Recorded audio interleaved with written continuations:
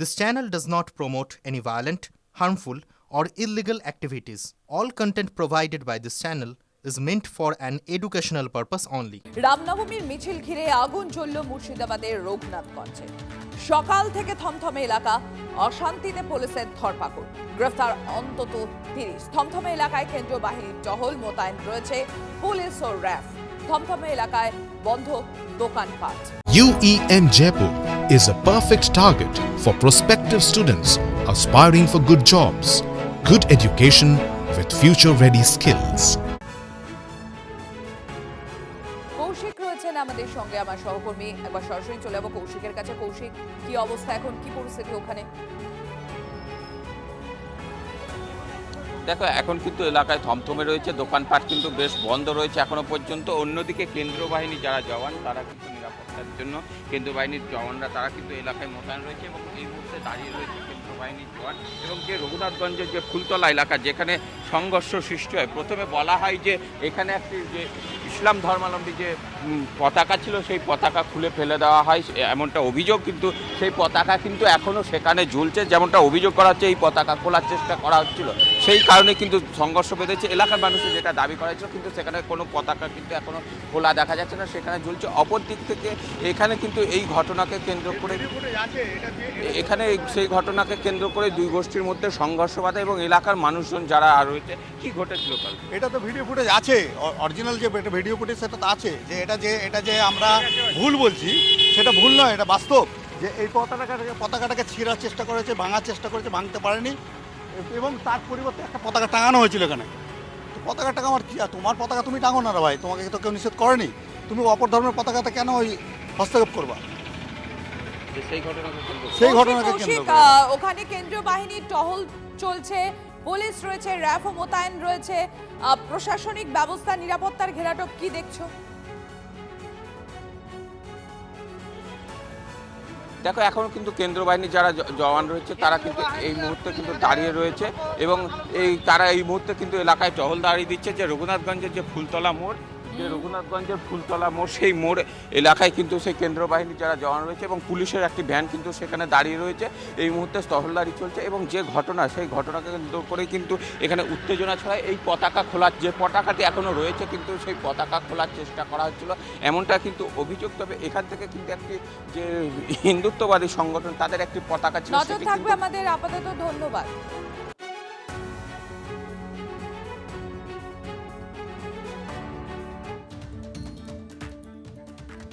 রাম পুজো মিটেছিল নির্বিঘ্নে, তবে রামনবমীর শোভাযাত্রায় ঘটে গেল তুলকালাম। এক নয়, একাধিক জায়গায়। অশান্ত মুর্শিদাবাদের রঘুনাথগঞ্জ থেকে পুরুলিয়ার পাড়া, কোথাও আগুন জ্বলল, কোথাও ইট বৃষ্টি। প্রথম দফার ভোটের ঠিক 4 সপ্তাহ আগেই এমন অশান্তি।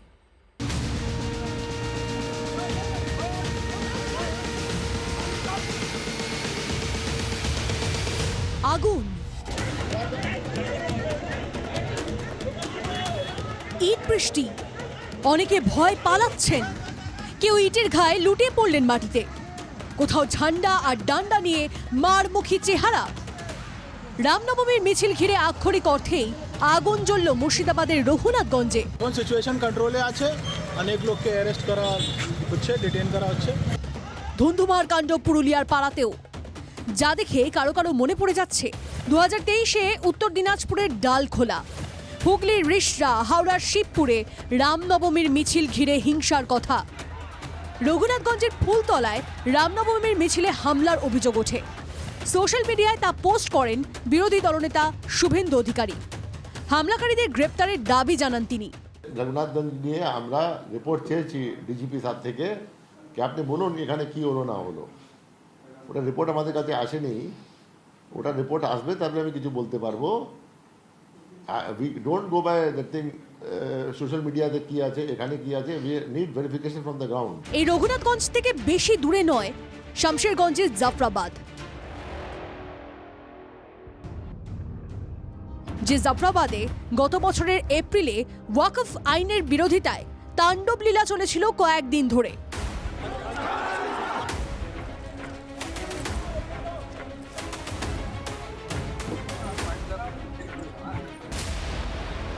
খুন হন বাবা ছেলে, অনেকে প্রাণ বাঁচাতে দীর্ঘদিন বাড়ি ছাড়া ছিলেন।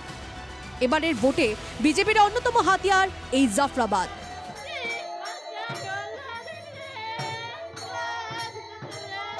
রামনবমীর মিছিল নিশানায় পাড়ার ভেলাটারেও। অভিযোগ, যারা মিছিলে আসেন তাদের গাড়ি ভাঙচুর হয়। এরপরই মিছিলে থাকা লোকজন লাঠি পতাকা হাতে হামলাকারীদের দিকে তেড়ে যান। এক মাস পরে ইলেকশন, এক মাস পরে 4 তারিখের পরে ভারতীয় জনতা পার্টির সরকার হতে চলেছে। একদম তদন্ত করে যারা যারা এটার সঙ্গে জড়িত আছে কাউকে বাদ দেব না। যদি ঘটনা ঘটে থাকে সেটা কিন্তু মোটেই ঠিক নয়। পুলিশ তদন্ত করুক, আমরাও চাইছি তদন্ত করে নিয়ে কি ঘটনাটা সেটা জানুক।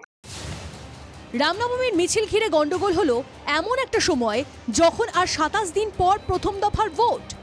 যেসব জায়গায় হিংসার ঘটনা ঘটল সেখানে ভোট আছে 23শে এপ্রিল। এই রামনবমীর মিছিল থেকেই হামলা হয় সেখানকার স্থানীয় বাসিন্দাদের উপরে। সেখানকার প্রশাসন শহরের মধ্যে এই ধরনের ঘটনা ঠেকাতে পারল না কেন? ঘটনা ঘটার আগে কেন কোনো ব্যবস্থা নিতে পারেনি? এ প্রশ্ন আমার থাকবে। রাজনৈতিক মহলে প্রশ্ন, ভোটের মুখে এমন অশান্তির পিছনে অন্য কোনো ছক নেই তো? গত লোকসভা ভোটের আগে বহরমপুর লোকসভার অন্তর্গত শক্তিপুরে রামনবমীর মিছিলে হামলার অভিযোগে অশান্তি হয়েছিল, যার জের লোকসভার ভোট বাক্সে পড়েছিল বলে মনে করেন অনেকে। বহরমপুরের প্রাক্তন কংগ্রেস সাংসদ অধীর চৌধুরী তার হারের পিছনে দায়ী করেছিলেন শক্তিপুরের এই অশান্তিকে। কৌশিক ঘোষ ও তপন হালদারের রিপোর্ট, TV9 বাংলা। রামের মহিমা অপার। 26-এর ভোটের আগে সেই রাম নামেই মজল তৃণমূল। পাহাড় থেকে সাগর, দিকে দিকে রামনবমীর উৎসবে মাতলেন তৃণমূল কংগ্রেসের নেতাকর্মীরা। পাল্টা ভূতের মুখে রাম নাম বলে শাসক দলকে কটাক্ষ করতে ছাড়ছে না বিরোধী শিবির।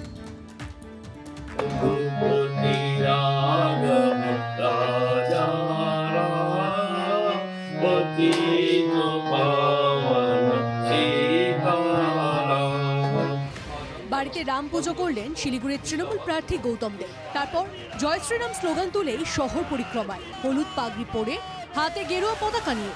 সবাইকে নিয়ে একসাথে চলার পথ খুলেছি, সেই পথে হাঁটছি। শিলিগুড়ি অভিভাবক যেদিকে হাঁটে শিলিগুড়ি সেই দিকেই হাঁটবে। রামনবমীতে রাম নামেই মজলেন গৌতম বাবু। খোঁচা দিতে দেরি করেননি শুভেন্দু অধিকারীও। প্র্যাকটিস করছি, 4 তারিখ দুপুরের পর তো বলতে হবে ভগবান রামের চরণে আশ্রয় নিতে হবে। ভালো জাগরণ ঘটেছে। উনি একটু উনার নেত্রীকে বোঝান না, পিতৃপক্ষে কাঁচি নিয়ে কেন বেরোন। জয় শ্রীরাম লেখা উত্তরীয় পরে রামনবমীর মিছিলে বীরভূমের স্ট্রং ম্যানও বোলপুরের রেল ময়দান থেকে মসজিদ মোড় পর্যন্ত প্রায় 1 কিলোমিটার হাঁটলেন। ছিলেন বোলপুরের তৃণমূল প্রার্থীও। একটা কথাই বলে দিয়েছি, 230 থেকে 235। যারা এতদিন ধরে রামনবমীকে বন্ধ করার জন্য বিভিন্ন চক্রান্ত চালাতো, ভূতের মুখে রাম নাম শুরু হয়ে গেছে। মমতা ব্যানার্জিকেও জয় শ্রীরাম আর ভারত মাতাকে জয় আমরা বলাবো। জয় শ্রীরাম। ঘাটালের প্রচারে তখন জয় শ্রীরাম সাংসদ দেবের মুখে। জয় জয় সীতারাম। আমরা একটা কথাই বলবো, ধর্ম যার যার, রক্ষা করা অধিকার তার তার। ভোট বড় বালাই, আর ভোটের বৈতরণী পার হতেই শাসক নেতা প্রার্থীদের মুখে জয় শ্রীরাম। গত বছরও এই ছবিটা দেখেছিলেন কি? Bureau report, TV9 Bangla.